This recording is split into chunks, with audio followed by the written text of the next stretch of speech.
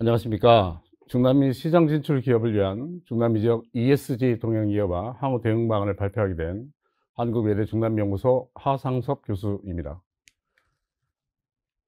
잘 아시다시피 세계적으로 오늘날 환경과 지속 가능성에 대한 사회적 관심, 특히 ESG 경영에 대해서 관심이 증가하고 있는 추세입니다.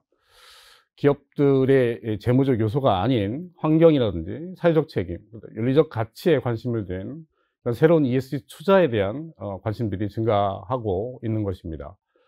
오른쪽 그림을 보시다시피 환경과 사회, 지배구조는 오늘날 글로벌 차원의 지속가능 발전을 앞당기기 위한 굉장히 중요한 아젠다들이라고 생각을 합니다. 특히 금융을 중심으로 이러한 ESG 투자 또는 경영이 증가하고 있고요. 잘 아시다시피 여러분 미국이라든지 유럽이라든지 이런 다양한 ESG 지수들이 오늘날 주식시장들을 통해서 많이 우리 곁에 와 있는 것들을 확인하실 수가 있을 것입니다. 이런 ESG 투자에 대한 역사를 잠깐 보면요. 결국 2005년에 UN 글로벌 임컴팩트라고 하는 보고서부터 출발을 해서 2006년에 UN의 기업의 기관 투자자의 책임 투자 원칙이라고 하는 것들이 제정이 됐죠. 이게 Principles for Responsible Investment ESG 구성 요소로 대부분의 많은 국가들이 이 원칙들을 따라가고 있고요. 오늘날 텍소노미라고 불리는 그 부분이 ESG 구성 요소들을 구성하는 요소들이고요. 그 세부 내용들을 이렇게 보시면 환경, 사회, 지배 구조에 따라서 다양한 세부 항목들을 가지고 오늘날 평가를 하거나 기준을 삼고 있습니다. 가장 중요한 터닝 포인트 역할을 했던 것들은 결국 2015년에 파리 기후변화 협약을 통해서 유엔이 새로운 지속가능 발전 목표 17개를 설정하면서 ESG 투자에 대한 뭔가 관심들이 증폭됐다라고 보시면 될 것 같고요. 기존의 기업들에게 요구했던 단순한 어떤 기부 수준의 사회적 책임들이 아니라 오늘날에는 투자를 가속화할 수 있는, 투자를 불러올 수 있는 하나의 비즈니스 모델에 포함된 공유 가치 창출 개념으로 발전하고 있는 상황입니다. 글로벌 네트워크들이 ESG 관련해서 좀 증가하고 있습니다. 현재 지난달이죠. 2022년 4월 달에 네트워크 포 그리닝 파이낸싱 시스템, 저희 대한민국 은행을 포함해서 전 세계 114개의 중앙은행들, 그다음에 금융감독기관들이 이 네트워크들을 만들어서 어떻게 하면 ESG 체제를 가속화시킬 수 있는 것들인가, 이런 부분에 대해서 많은 협력을 하고 있고요. 특히 핵심 사항인 ESG 운영 및 지속 가능성 정보 공시에 대한 평가 기준들이 글로벌 레벨에서 굉장히 많이 발전해 오고 있습니다. 대표적으로 오른쪽 표를 보시면 대표적인 이 정보 공시 기준들에 대한 대표적인 케이스들을 CDP라든지 GRI라든지 그 다음에 이 1997년이죠. GRI 같은 경우는 대부분이 제가 소개해드린 라틴 아메리카 국가들이 많이 이제 기준으로 삼고 있는 공시 표준이고요. 그 다음에 2011년에 산업별로 공시 방식이 좀 업그레이드 되면서 지속가능 회계표준위원회가 내놓고 있는 이런 방식, 그 다음에 2017년이죠. 2015년 파리 기후변화 협정 이후에 좀 더 기후변화와 관련된 재무공개 태스크포스라고 하는 기준들이 나와서 점차적으로 뭔가 평가 기준들이 다양한 영역에서 분야별로, 기업별로, 산업 분야별, 그 다음에 이렇게 좀 발전들을 하고 있습니다. 대부분이 지금 현재 글로벌 스탠다드는 지속가능 회계표준위원회가 선정한 평가 기준이라든지 아니면 기후변화 재무공개 태스크포스, 아무래도 이제 기후변화라고 하는 이슈가 글로벌 아젠다로 부각이 되어 있기 때문에 이런 목표점들, 이런 지점들을 통해서 뭔가 좀 ESG 평가 기준들이 세계적으로 좀 보급이 되고 있는 것 같습니다. 네, 중남미 ESG 발전을 좀 수치로 알아보면요. ESG 평가 지표 및 중남미 ESG 기준 개발을 모니터링, 장려하기 위한 미주개발은행 IDB죠. IDB에서 개발한 인덱스 아메리카 지수에 대부분의 중남미 라틴 아메리카 국가들이 참여를 하고 있는데요. 지난 3년 동안 중남미 기업의 수가 약 30% 증가를 했고요. 중남미 지역 기업들의 유엔의 책임투자 원칙 가입이 2019년에서 2020년 사이에 3배로 증가했음을 알 수가 있고요. 다우존스 지속가능 경영지수를 보면 2017년에 참여 기업 수가 42개밖에 안 됐지만 2021년 작년이죠. 현재 116개 기업들이 참여를 하고 있고요. 프랑스의 모 연구소의 연구에 의하면 ESG가 중남미 지역의 위험 조정 수익률 향상에 상당히 큰 영향을 준다는 긍정적 평가도 하고 있습니다. 라틴 아메리카 카리브 경제 공동체 에클락이죠. 중남미 지역의 ESG 관련 채권 발행이 2021년 1분기에 총 165억 불로 최대치를 달성했다라고 보고를 하고 있습니다. 이 지역의 ESG가 급속도로 지금 현재 증가하고 있는 예를 들어서 요인들은 아무래도 생태 환경적 문제들, 그다음에 라틴 아메리카의 고질적인 구조적인 문제들이잖아요. 사회적 불평등 문제 해결, 그다음에 부정부패 이런 문제 해결을 위해서 뭔가 개별 수준이 아니라 통합적 수준에서 ESG 체제로의 또는 어떤 이 라틴 아메리카 사회가 안고 있는 다양한 문제들을 해결하려고 하는 이런 하나의 수단으로서도 ESG가 급속하게 라틴 아메리카 사회에 보급되고 있습니다. 그래서 제가 좀 나눠봤습니다. E와 S와 G 이 두 개씩을 나눠서 라틴 아메리카 사회 구조적으로 안고 있는 문제들, 생태환경 파괴 문제라든지 천연자원 개발의 과정에서 개발과 보존의 딜레마를 해결하는 하나의 방법으로 ESG, 그다음에 오늘날 사회적 책임 부분에서는 글로벌 팬데믹 이후에 다양한 어떤 도농 격차의 문제, 성불평등 문제, 그다음에 보건 위기 문제, 이런 사회적 인프라 격차를 해결하기 위해서 S가 들어가 있는, 예를 들어서 이 부분에 대해서 많은 개발국가 정부들이 ESG 체제를 선호하고 있는 거고요. 부패라고 하는 부분, 되게 정책 부패죠. 부패의 사회적 이슈와 대부분 아주 대표적인 케이스가 여러분 잘 아시는 2019년에 남미 오데브레스트 부패 스캔들죠. 브라질의 라바자뚜라고 얘기되는 이런 부패 스캔들이 이 글로벌 차원에서 예를 들어서 중남미 국가들이 갖고 있는 고질적인 예를 들어서 정치 사회적 문제로 등장을 했고요. 그래서 거버넌스라고 하는 부분들에서 이게 ESG라고 하는 부분이 좀 더 이 지역에 안고 있는 고질적인 이런 문제들을 해결하기 위해서 등장을 하고 있음을 알 수가 있습니다. 정책 변화들을 좀 제가 브리프하게 정리를 좀 한번 해봤습니다. 2020년에 보면 대부분의 많은 국가들이 현재 지금 ESG에 관련된 정책들을 도입을 하고 있습니다. 콜롬비아의 금융 당국이죠. 녹색 채권에 대한 가이드라인을 발표를 했고요. 그다음에 카리브해에 있는 도미니카하고 남미에 있는 빈곤 국가이긴 하지만 파라과이가 처음으로 이렇게 SDG, 지속가능 채권을 발행하는 경험이 있고요. 멕시코도 중남미에서 최초로 이게 일종의 국채입니다. 지속가능 국채를 예를 들어서 유럽으로부터 발행을 했습니다. 에콰도르 같은 경우는 세계 최초의 사회적 채권을 발행한 예를 들어서 이런 국가이기도 하고요. 브라질 중앙은행은 제가 아까 말씀드렸던 그린 글로벌 이런 금융 네트워크에 사실은 가입을 하면서 점차적으로 녹색 성장과 관련되어 있는 다양한 법제들을 들여오고 있는 이런 상태들입니다. 최근입니다. 2021년들을 보게 되면 대부분이 멕시코, 칠레, 콜롬비아를 중심으로 해서 좀 더 ESG의 정책들을 구체화하는 예를 들어서 이런 노력들을 하고 있는 것 같습니다. 특히 자국 중심의 어떤 녹색 체제라고 하는 녹색 텍소노미 체제를 뭔가 자발적으로 예를 들어서 EU 방식도 있고 글로벌 스탠다드도 있지만 자국 중심으로 뭔가 좀 이렇게 텍소노미를 정리하려고 하는 예를 들어 이런 노력들이 법제화 과정에서 좀 보이고 있는 이런 상황들입니다. 2020년이지요. UNDP하고 방코 데 메히코가 멕시코 자체에 예를 들어서 ESG 발전 제도에 대한 다양한 이런 어드바이스 보고서들을 내고 있고요.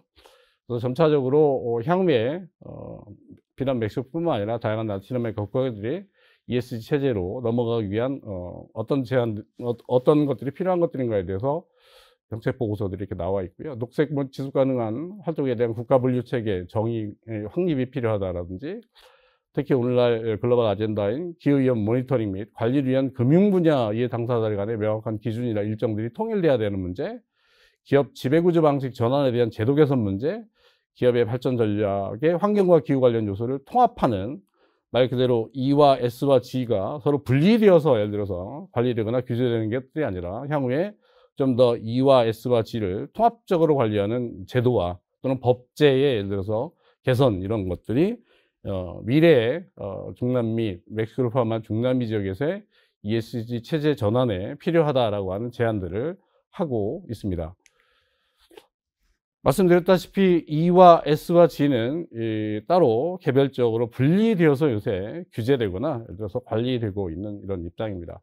그래서 제가 멕시코 사례에서 환경 분야와 관련되어 있는 규제법들을 몇 개, 아주 대표적인 규제법들을 이렇게 소개를 시켜드리고 있고요. S와 관련되어 사회적 책임과 관련되어 있는 이것도 이제 개별화된 그런 범위 내에서 현재 규제를 하고 있는 것들을 볼 수가 있고요. 대표적으로 국가인권위원회법이라든지 국가보안법이라든지 연방노동법이라든지 이런 데에서 노동자의 권리라든지 이런 부분을 따로 규제를 하고 있음을 알 수가 있고요. 거버넌스와 관련되어 있는 기업의 지배 구조와 관련되어 있는 부분도 따로 통합적으로 예를 들어서 규제와 관리하는 것들이 아니라 따로 이렇게 개별 법들을 통해서 규제를 하고 있음을 알 수가 있습니다. 대표적인 멕시코 증권거래소죠. 볼사 메히카나 데 발로레스라고 하는 증권거래, 뭐 다양한 증권거래소들이 사실은 있죠. 이주에 소개시킨 브라질도 마찬가지고요. 이런 멕시코 증권거래소들이 최근이죠. 2018년에 기업 지배에 대한 모험적 이행과 원리 코드라고 하는 이런 뭔가 좀 기업들로 하여금 ESG와 관련된 정보 공개를 자발적으로 좀 해주면 좋겠다라고 하는 예를 들어서 이런 권고안들을 만들어내고 있는 상황들입니다. 그다음에 G와 관련되어 있는 거, 특히 멕시코 케이스 기업 자금으로 불법 운영을 방지하고 식별하는 연방법이라든지 부패 방지 국가 시스템 일반법이라든지 증권시장법 이런 것들을 통해서 기업의 지배구조 부분에 대해서 뭔가 개혁이라든지 개선을 요구하고 있는 이런 입장들입니다. 하나의 멕시코 케이스였고 대부분의 라틴 아메리카 국가들이 이렇게 개별적 범위 내에서 ESG를 이렇게 다루고 있음을 알 수가 있습니다. 텍소노미 보시죠. 브라질과 멕시코 케이스를 제가 가져봤는데요. 녹색 분류 체계 같은 경우는 브라질 같은 경우는 다양한 형태의 예를 들어서 은행이라든지 그다음에 금융투자기관, 그다음에 정부기관 에 따라서 다양한 형태의 예를 들어서 이런 텍소노미를 가지고 있고요. 멕시코 같은 데는 유엔의 이 책임투자 원칙을 따라서 ESG를 녹색 분류 체계를 구성을 하고 있음을 알 수가 있습니다.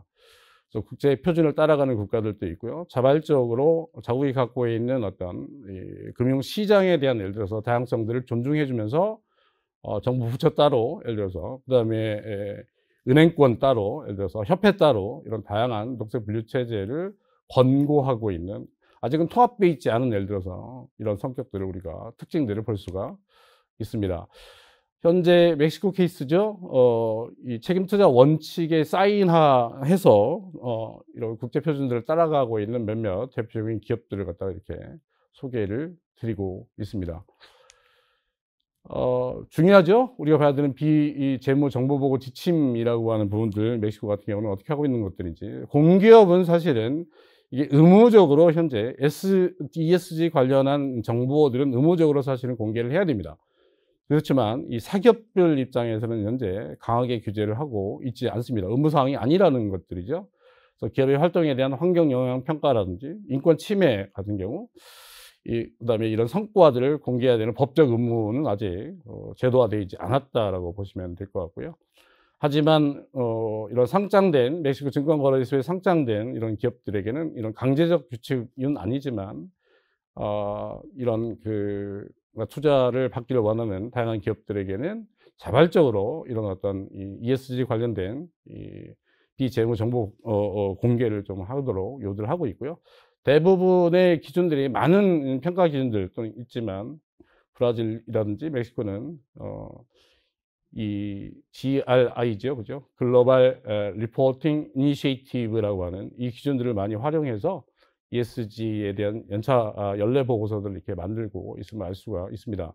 브라질 케이스입니다. 브라질은 되게 EU의 비재무 보고 규정들을 많이 따라가고 있고요. 마찬가지로 공기업은 의무적으로 이 비재무 보고 규정을 브라질의 공기업법에 의해서 공개를 해야 됩니다. 그렇지만 민간 기업들, 특히 상장 기업들에 대해서는 의무사항을 달고 있지는 않습니다. 여전히 자발적으로 공개를 해야 되고요.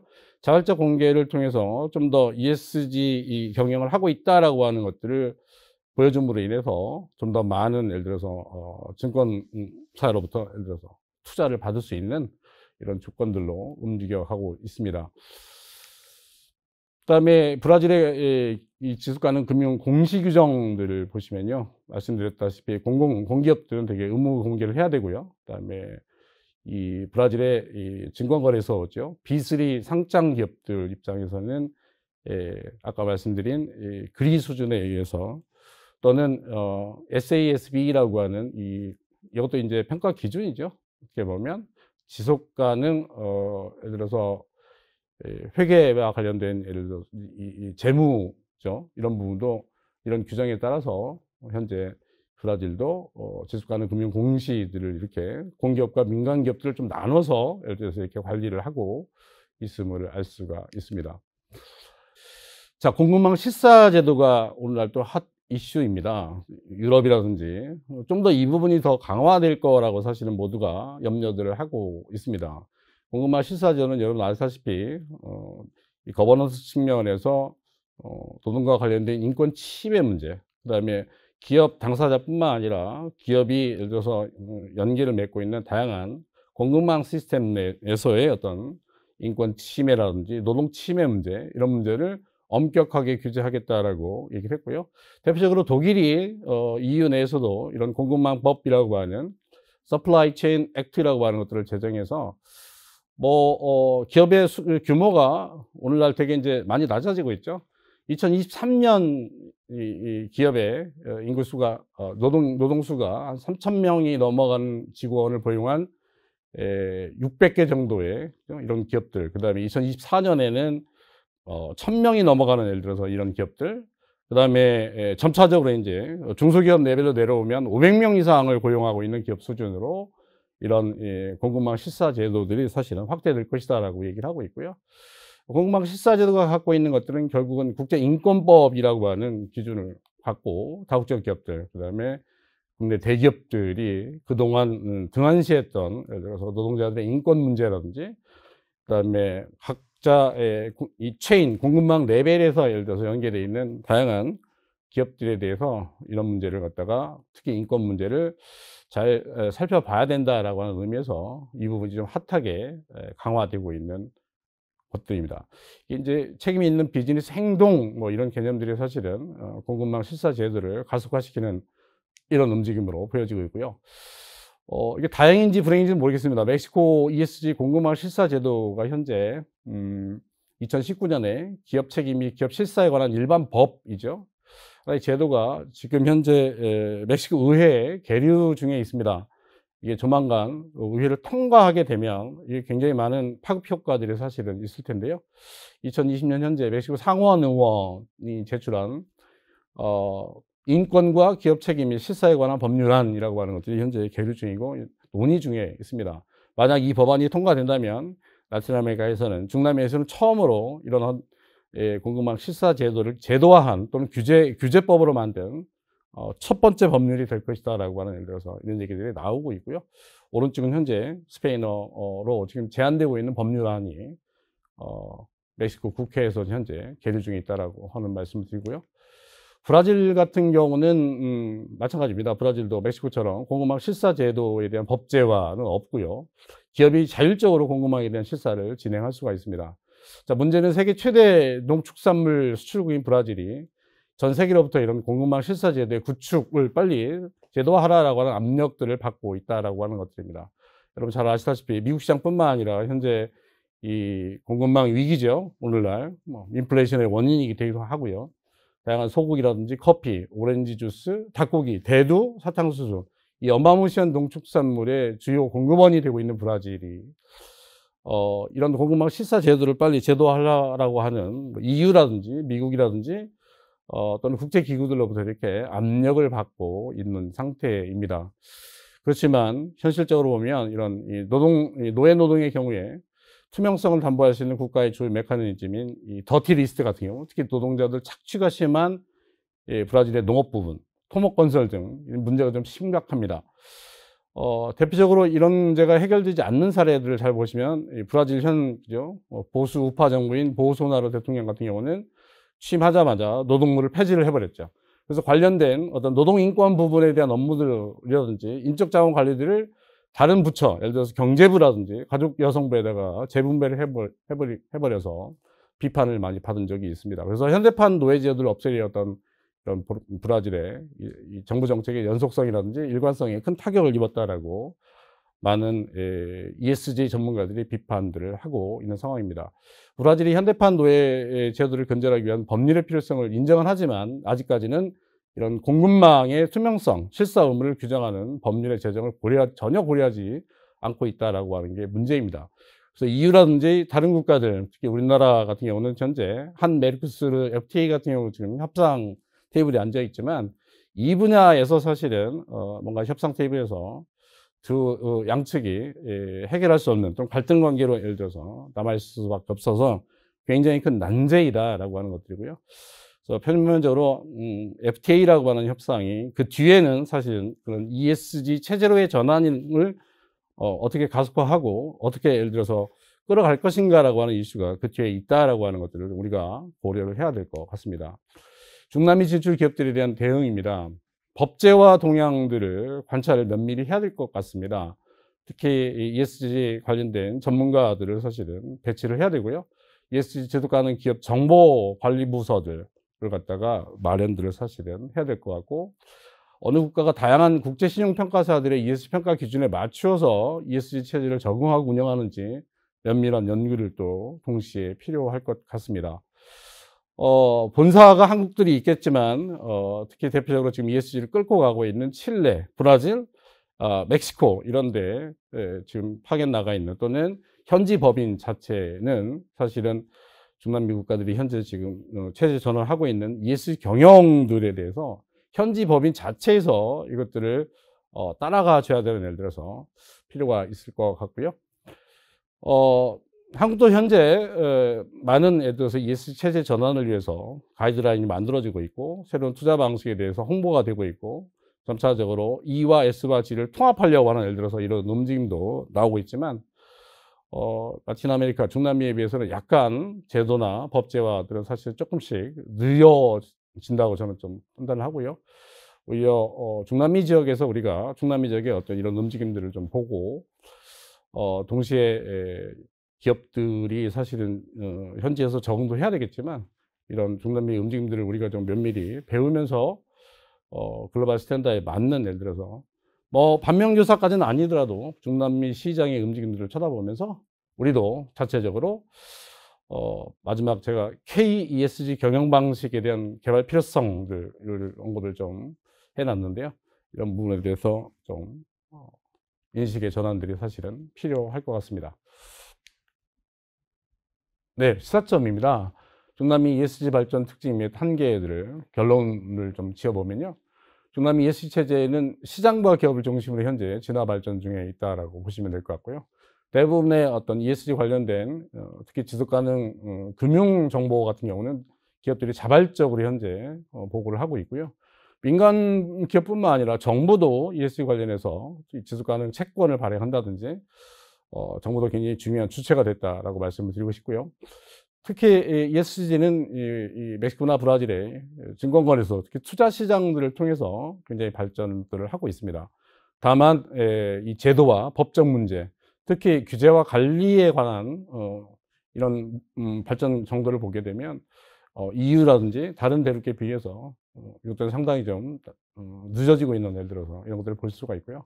마지막으로 말씀드렸던 이 공급망 실사 부분에 대해서 상당히 취약한 형태의 제도적 수준들을 현재 가지고 있고 미래에 빨리 이런 부분에 대한 개혁이 요구된다라고 많은 전문가들이 얘기들을 하고 있습니다.